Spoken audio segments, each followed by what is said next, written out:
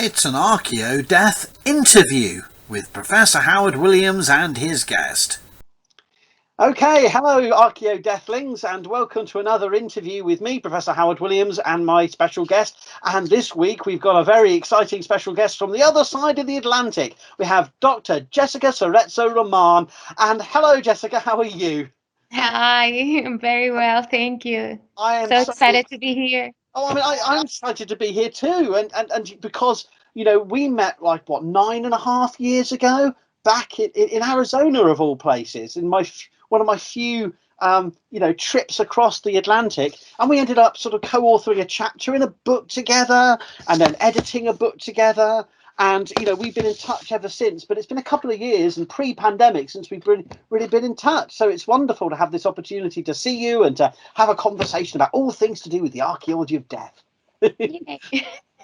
I mean, what we're going to do, so listeners and viewers can get a sense, is we're going to go sort of try and get a little bit of a sense of your background and your expertise and how you've managed a complex career route into a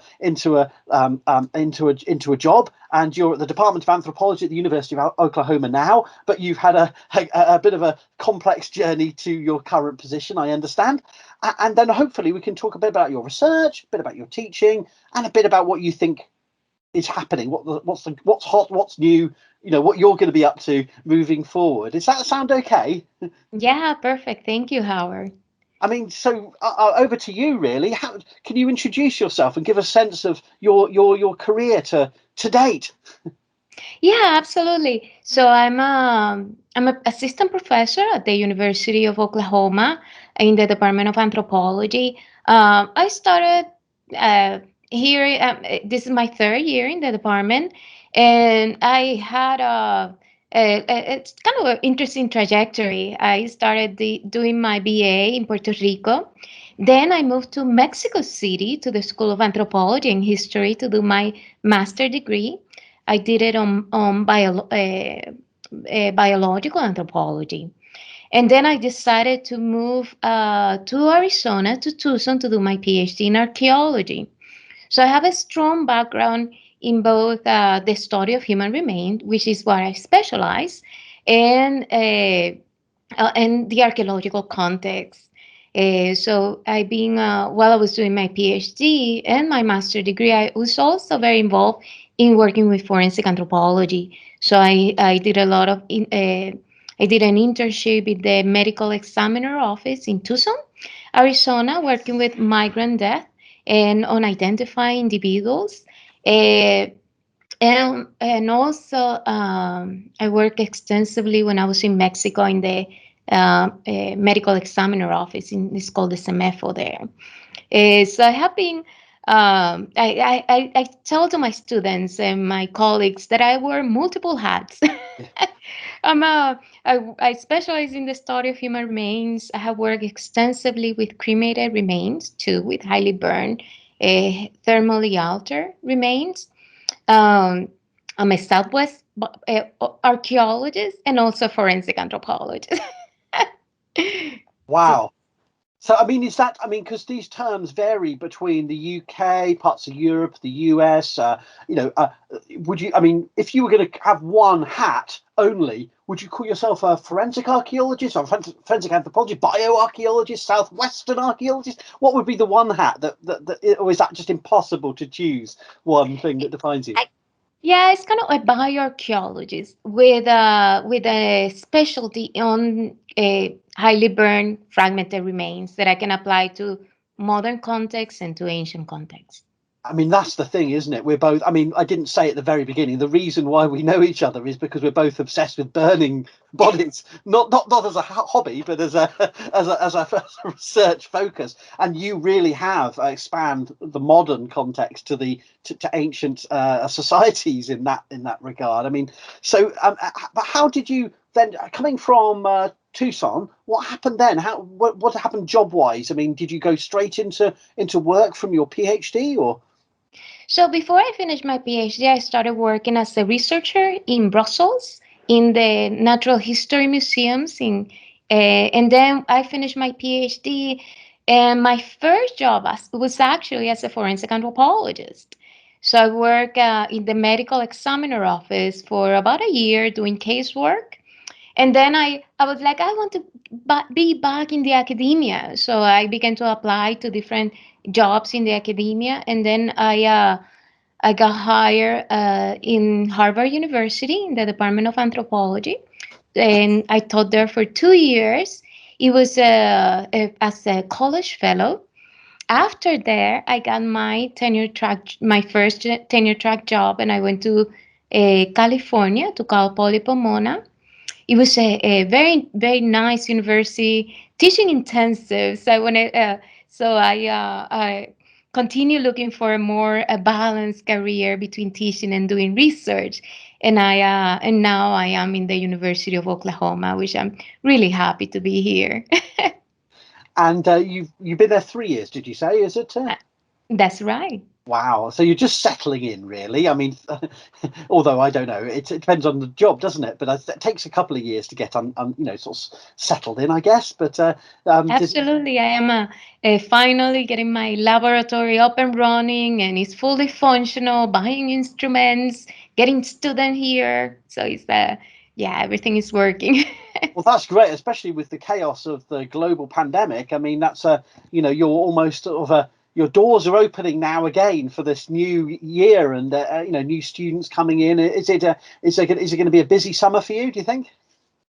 Very busy. I have going to Arizona for a month to do field work. We are doing field work also in Oklahoma.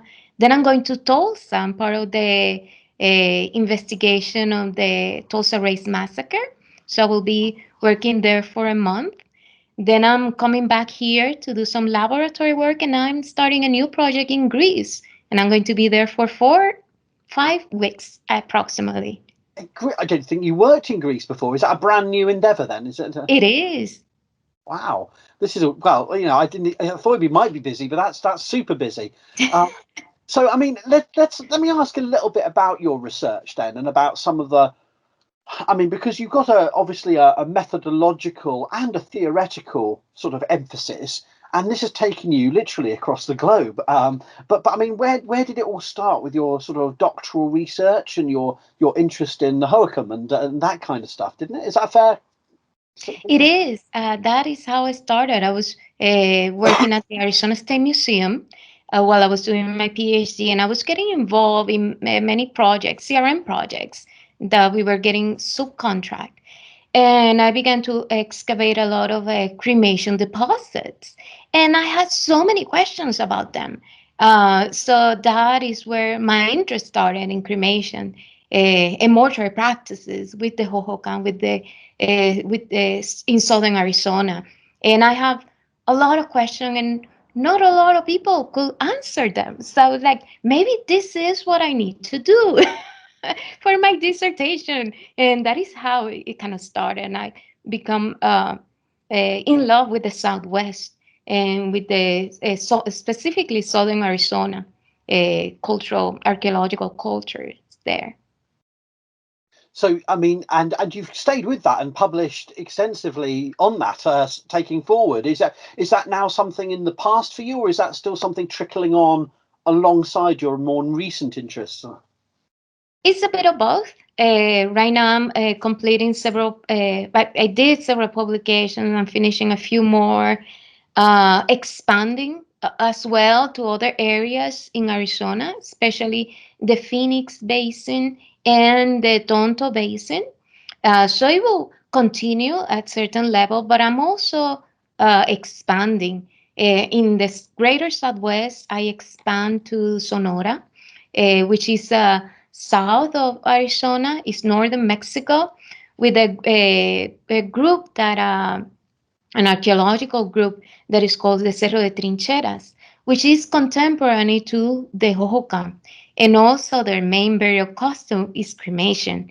So I wanted to explore how similar and different they are from the Hohokam core. And if there are kind of ideas of exchange or ideology that share, definitely they share a lot of pyrotechnology related to cremations, but the way that they treat the bodies are a bit different. after the burning. So I was very fascinated by that. So right now I work in that area for a few years. I'm wrapping up articles Yeah. about them, submitting to different journals. Uh, so that is where kind of the present is in the Southwest, in the greater Southwest. I mean, I can't expect you to summarize all of your research in a short video, but conversation. But I mean, can you give us a sense of the kinds of archaeology when you talk about cremation in your part of the world for the Hohokam? What's going on? What are they doing with the dead? So with the Hohokam, we have cremation that started really early on, around 600, and all the way to the end of the cultural group as we know it, as the Hohokam. So they practice cremation all the way to 1450, 1500. And the way that they practice cremation vary a bit. It was the main burial custom. But in the earlier time, what we call the pre-classic period, the cremations, they burn the individuals and lightly disperse some of the bones around the different courtyards or cemeteries. They have kind of these family cemeteries of 5 to 10 individuals, um, a single burial, single interments, but they were all burned. And through time, they seem that the division of the remains decreased, and they just burned an individual, collected the remains, and placed them on a single deposit. The same kind of spatial distribution. They have a group of houses with a Yeah. shared courtyard group, and they bury the dead in those family plots. So Um, it's very intimate to the family, to the living space. Is that fair to say? Absolutely, Yeah. very intimate. So every time that they get out to work in the residential space, they have the burials there. They have the graves there, very close to them. Um, and that is a bit different from the trincheras, Mm. because the trincheras tradition we know only from 1150 all the way to 1500. We don't have earlier times in that area yet, earlier sites.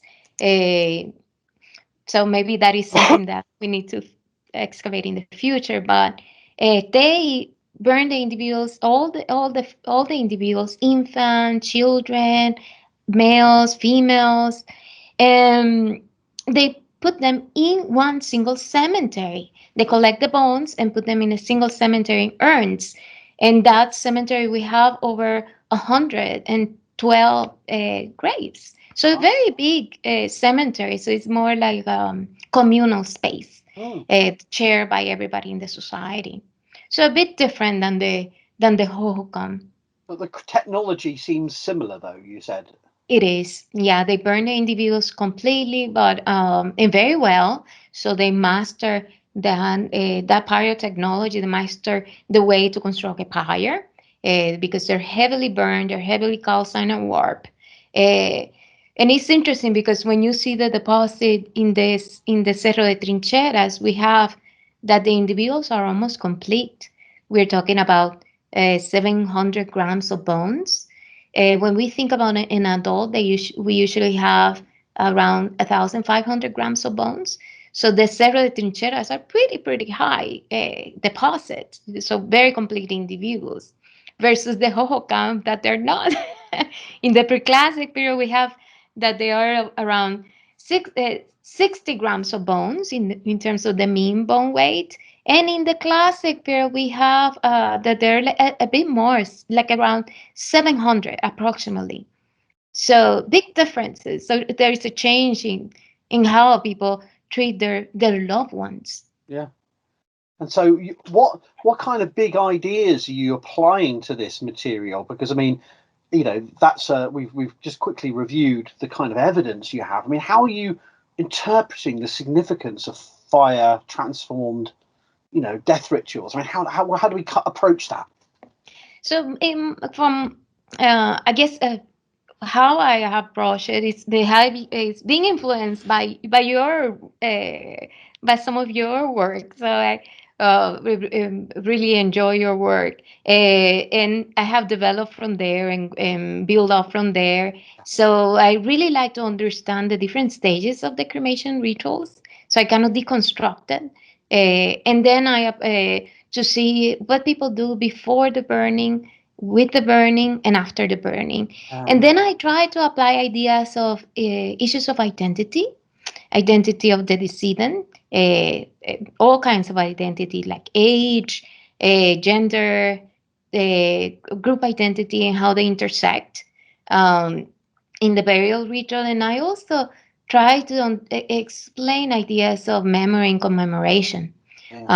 So, in terms of the space, in terms of what people choose to remember, from that identity that I try to reconstruct by using the osteological kind of methods, biological anthropology methods. So, and you've applied that beyond the Southwest, haven't you? You've taken it to other places too. Tell us a little bit about that. So, yes, I have.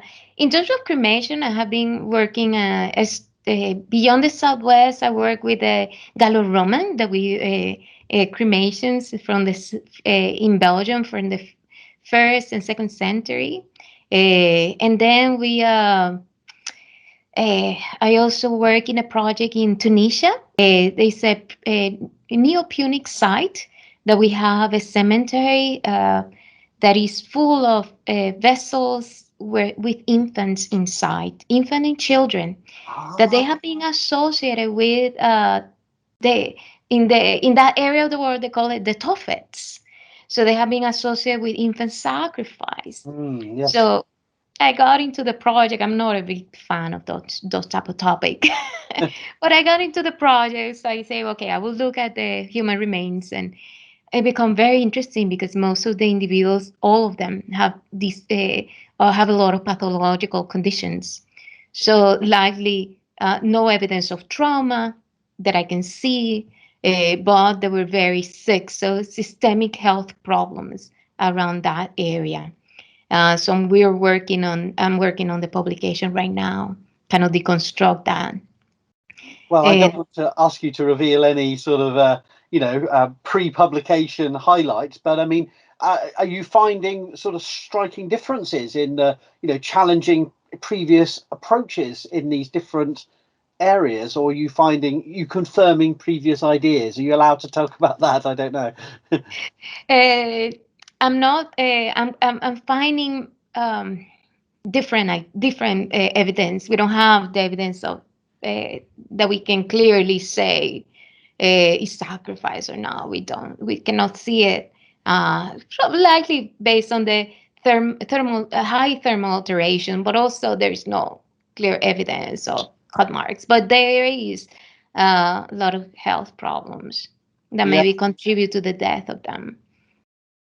Yeah, I can imagine that's pretty emotive topics. And I mean, one of the other things I forgot to say that we haven't collaborated directly, but I had the privilege of editing a fantastic paper you did with John McClellan for the book I edited with Mel Giles on archaeologists and the dead, where you've also been very active in discussing, the role of the bioarchaeologist today in sort of negotiating these stories for us, for living communities of different kinds. I mean, is that something you've continued to work with, or perhaps you could tell us a little bit about your ideas on that?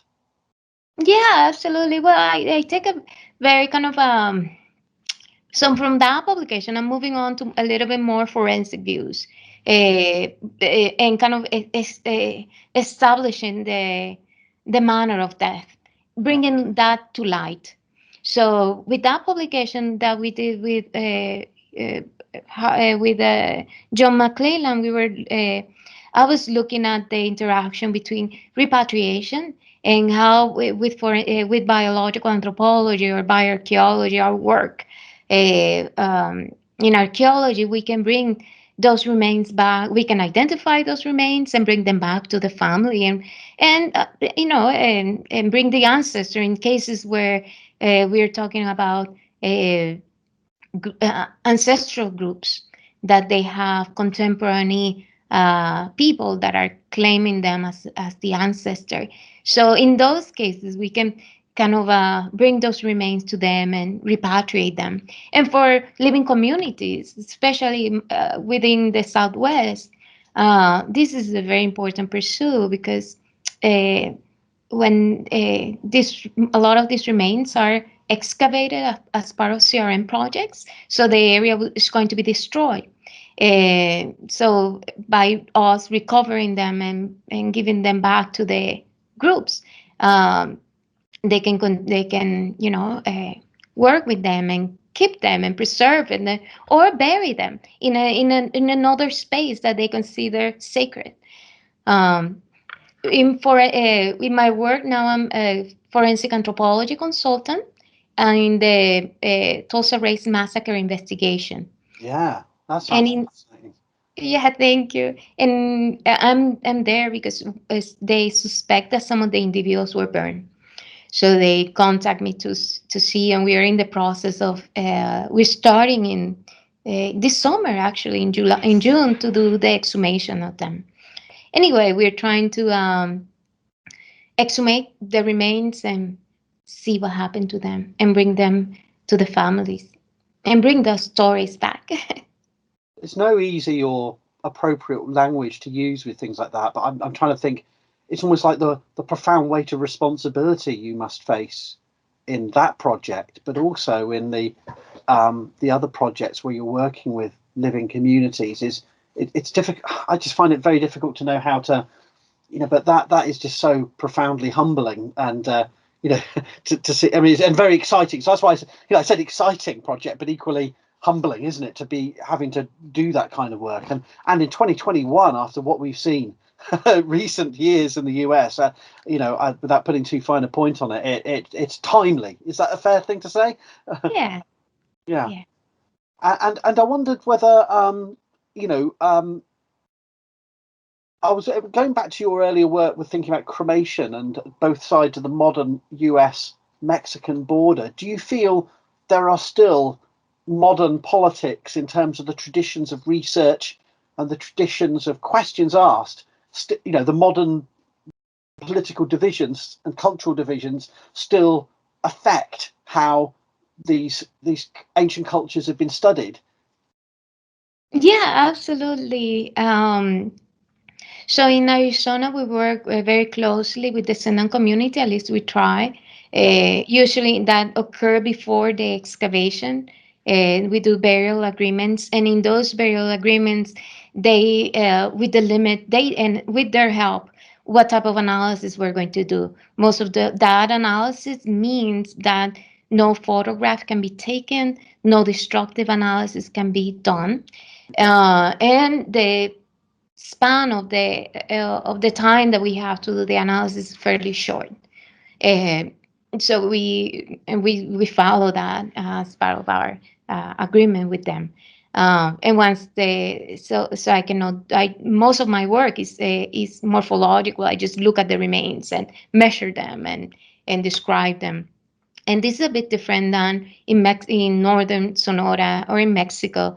Yeah. In Mexico, the most of these projects are in collaboration with the state, Yeah. with the Institute of Cultural and History. It's called the Instituto Nacional de Antropología y Historia, and they are in charge of the cultural heritage. So they set the limits of what we can do. So in this case, we were more with them, and they are in charge of their patrimony. It's really interesting differences, and I suppose you're going to be working on this new project with other sort of relationships with descendant communities, or I suppose nationally it's going to be, internationally it's going to be of interest, isn't it, at different levels? I mean, that's going to be a complex process as well, I imagine. Yeah. Do you think moving forward, in terms of where these projects are going, you see yourself working still in the US, or do you think, well, with Greece you mentioned, are you thinking of working in other places as well, or is that enough for now? So I have different projects right now that are outside the U.S. I have one project in Malawi, with a 9,000-year-old hunter and gatherer cremation. So we are Wow. uh, we're now working with that set of. Finishing we're writing that the analysis of that remain. It's a collaborative project with some archaeologists from Yale University. Okay. And so that is a project that I'm going on. I have another project of also hunters and gatherer cremations from Belize that are really, really old too, that is outside the US, which I am in the process of doing the analysis of the remains. So it's very, very in the very early stages. Yeah. And and the new project in Greece is very new. I haven't even got to Greece. So we will see. And that project is in collaboration with Dr. Jane Wykestra, and she's working in a cyclophathalon in Athens, and they found some cremation. So I will be joining her team and leading that part of that project to study cremation in ancient uh, Greece. And I'm hoping to that project takes off and is that I can be involved in that for years to come. Wow. So, thank you for that summary of the many. I mean, it's only a snapshot, but it does give viewers and listeners that broader sense of, your rise to international cremation superstardom in the world of anthropology and archaeology. And that leads me to ask something I'd hoped to ask a little bit earlier, but I forgot, which is really about how this works with your teaching. I mean, do your students get to learn about your lab-based expertise in cremation only, or do you teach a much wider range of themes and issues? Tell me about your teaching. It's a bit of both. I have a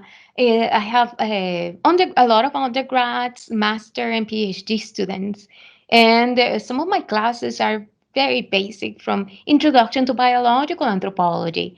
Okay. So that is a class that I teach regularly. Other classes are more upper division and graduate classes, where are the bed and butter.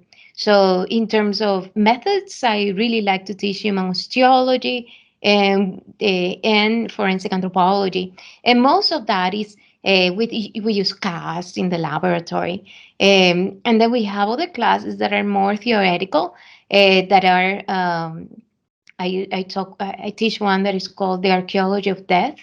Uh, so that is we read articles, get original data, and analyze those data and see how different theories are applied. And I teach another course called Bodies and Materiality, which is highly theoretical, but it's really fun. But most of my students, how they get involved in my research is more on one-on-one. Yeah. So I have some, when I have collections in the laboratory that I'm analyzed, they help me with those collections, and they kind of start shadowing me in the process, and then slowly, as they get more experience with human osteology, they do the analysis, and I revise and guide them through the process. And then my more upper division students, they what I really like is that they get original data, and then I help them in the process of developing kind of like the research question and how to apply the theory to that Yeah. data, the limits of the data, because I really like that kind of balance between heavily data driven papers Yeah. and that combination with theory. And you've someone who's obviously, really been a role model in that regard, in terms of your collaborative work, but also your primary, research on your own, of balancing that, because so often, well, folks go down one route or the other, down the bioarch route or the more sort of theoretical buried archaeology of death route. But you've really balanced that up neatly through your career. It's exciting stuff, and I'm sure you're going to keep going with that balance. But it's fantastic. Thank you. Yeah, I come from the University of Arizona, and there we have a very strong program on archaeology. So, and data driven. So I've been able to kind of, and I love social theories. I try to kind of balance both well. And also my formation in archaeology has been very essential. A lot of bioarchaeologists are formed in biological anthropology, and their PhDs in biological anthropology, and mine was in archaeology. So that have opened up a little bit more my views of, social theory that we use in archaeology. So, I mean, with those, obviously, everything we've talked about gives the viewer a good sense of one career route, jumping from multiple universities, building skills from different sides of traditional divides. Is that the type of advice you would give to people starting out, or are there more other things you would share as points of guidance to people wishing a career in the archaeology of death, or whatever field you're in? What kind of advice would you give? Well, definitely innovation is something that for me have come from that subdisciplinary perspective. Yeah. Having been in, in kind of being in different places around around the world, working and getting trained in different places, but also having when you're in only one path, you can only, like in archaeology or biological anthropology, it's not as easy to think outside the box because you are in one tribe. But when you have that kind of different dialogues, then kind of the sky is the limit, I guess, because you see other views. So to my students, based on the job market, I told them that they need to be very, a solid career in archaeology or biological anthropology, but they need to take classes outside their field. That's sound advice. Difficult question to perhaps sort of wrap up with, Jessica, but I'm really interested in your perspective on the future of the fields you work across. Whether it's just the archaeology of cremation, building on our work together, but I want to hear what, where you feel things are going now, and what and maybe what you're going to be doing, not only just different projects in different parts of the world, which are really exciting, of course, but in terms of how what your vision for the future is. That's a really tough pair of questions, and I apologize for it, but I just have to ask where you see the future of the disciplines and what you might be doing in moving forward. Well, sure, yeah, that's a difficult question. But in the U.S., I think the present and the future is highly working with the Sendan community in collaboration. Yeah. I think that is a thing that is very important now, and it will continue in the future. So those ideas that somebody as an independent scholar going and navigating the system without a proper the collaboration will not go anymore.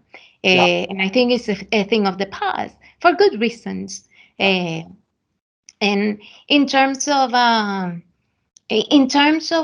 future of mortuary archaeology or bioarchaeology or these type of things, I think more integration of new methods and techniques, Yeah. and engage with social theory perspective, because we have very exciting techniques, on the study of, for example, of DNA or dental calculus, and that can really enrich what we understand on how people are buried and why they're buried a certain way, or if they die for a certain cause, like particularly pathogens, but we still have these lines that are very isolated. For example, the study of the microbiome and dental calculus, but they're not integrated with the archaeological context or integrated with the burials itself. So when you have all these new technologies and approaches, I think the future is the integration, especially integration with the archaeological context that sometimes is missing. Yeah, no, absolutely.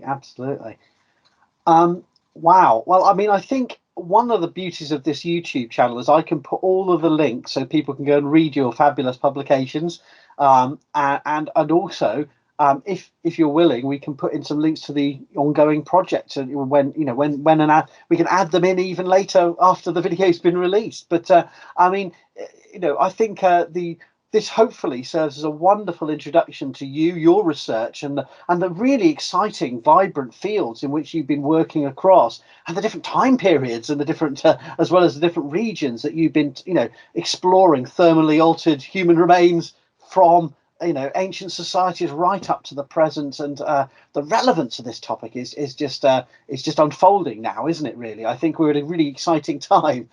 So I think it's partly, we can put links to all the things you've done, but also watch this space for Jessica and all the things she's going to be doing over the next few years. It's from Tunisia to Greece to the US. It's going to be an exciting time. So I really just wanted to wrap up by thanking you so much, Jessica, for the time and doing this. And I think these videos together are going to be a nice little sort of resource for people to get to know the researchers and the range of projects they've been working on.